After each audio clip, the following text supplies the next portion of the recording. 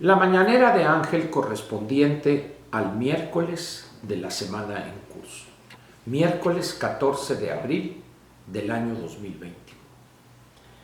Voy a comentar con usted algo que me sucedió ayer aquí en Phoenix. Andando en el supermercado, como le dije, estamos viviendo en un pequeño departamento, y al estar en el supermercado caminando ahí, que escogiendo qué fruta, qué etcétera, me encuentro con alguien en situación similar a la nuestra, también una pareja más jóvenes que en mi caso, pero más o menos de la edad de mi esposa, con dos hijos adolescentes que habían venido a Phoenix específicamente también para vacunarse.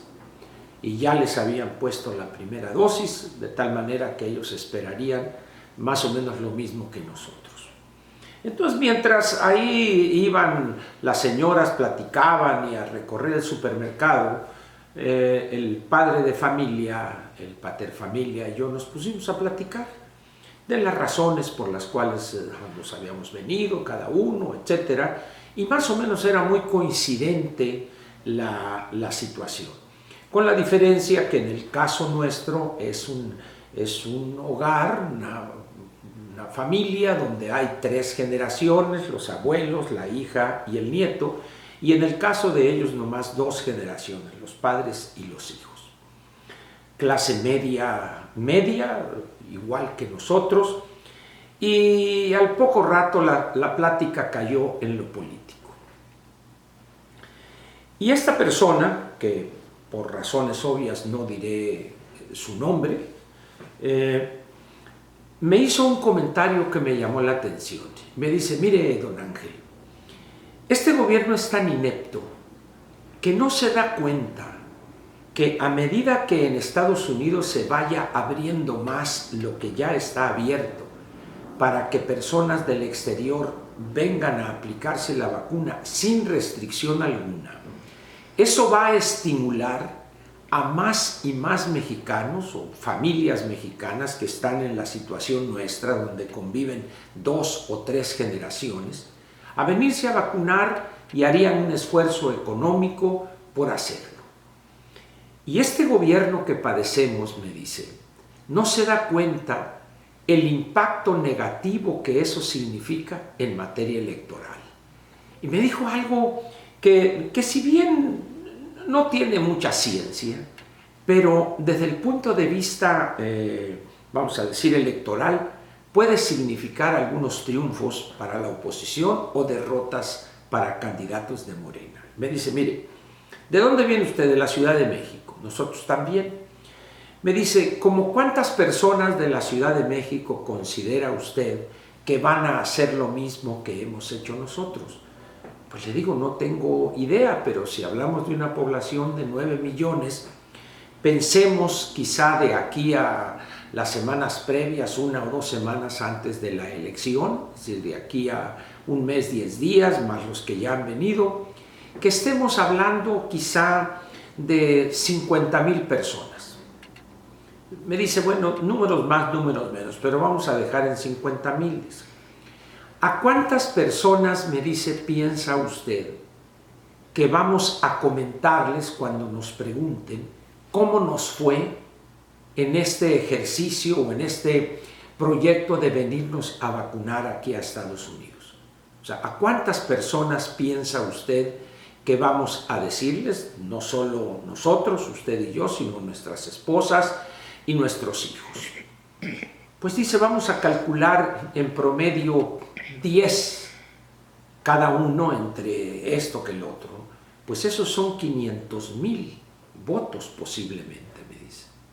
Y eso, en un espacio como la Ciudad de México, eso ya cuenta, me dice. Eso ya es de consideración.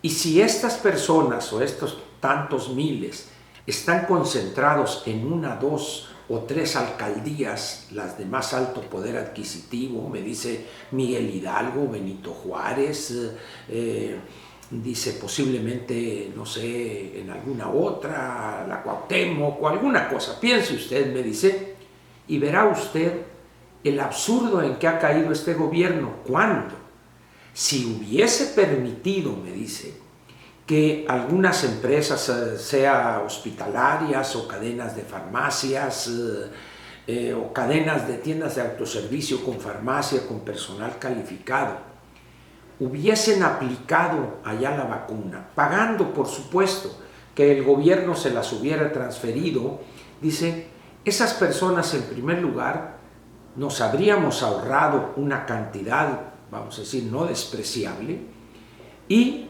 habríamos tenido una actitud de simpatía en un tema tan sensible como este. Le digo, tiene usted razón desde el punto de vista aritmético. Sin embargo, le digo, veamos el punto de vista político-ideológico, poniéndonos en un determinado momento, de manera hipotética le digo, en los zapatos de López. ¿Se imagina usted el impacto negativo que iba a tener en su desempeño o en la opinión de cientos de miles de mexicanos, no nomás de la Ciudad de México, el que estuviera él facilitándole a fifíes, a conservadores, como nos llama, o a hipócritas, a corruptos, lo que guste usted, la posibilidad de pagar por una vacuna? Bueno, dice, en eso sí tiene razón. Sin embargo, dice, pienso que el elemento más fuerte sería la simpatía de esos que no tuvieron que salir a otro país a ponerse la vacuna. Total que a esas alturas del partido ya habían comprado lo que necesitaban en ambos casos las señoras y nos despedimos y mucho gusto, hasta luego, que les vaya bien y vámonos. Hasta ahí la plática. Ahí, bueno, como dije, es una persona que me conocía, había visto alguna mañanera, etcétera, etcétera. Pero ahora yo le hago la pregunta a usted. ¿Qué pensaría usted del actual gobierno y del actual presidente en términos de la gobernación que hubiese permitido a empresas privadas, vamos a ponerlo más profesional, hospitalarias, que hubiesen recibido alguna certificación del Consejo Nacional de Salubridad o quien quiera usted, y les hubiesen entregado, vendidas por supuesto, un cierto número de miles de vacunas? ¿Qué habría pensado usted o qué piensa que habrían pensado esas personas que podrían haberse vacunado en México, en la Ciudad de México, quizá extender esto a ciudades como Guadalajara, Monterrey, Puebla, León, Guanajuato, no sé, ciudades de casi 1 millón de habitantes, por ponerlo de alguna manera? ¿Se imagina usted lo que habría cambiado ese sector o ese grupo de familias en relación con la prudencia, la sensatez, el pragmatismo de este gobierno que padecemos en México?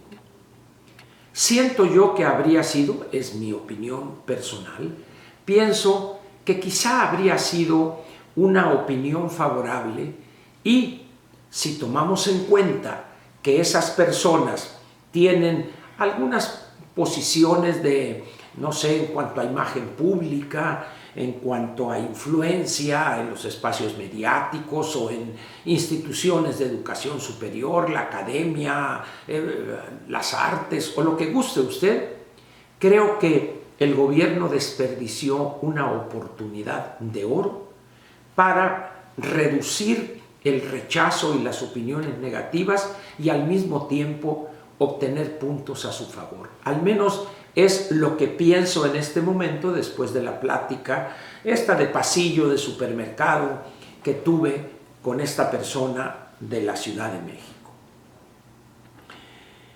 ¿Cree usted que sería posible que el gobierno modificara su conducta de querer centralizar absolutamente todo?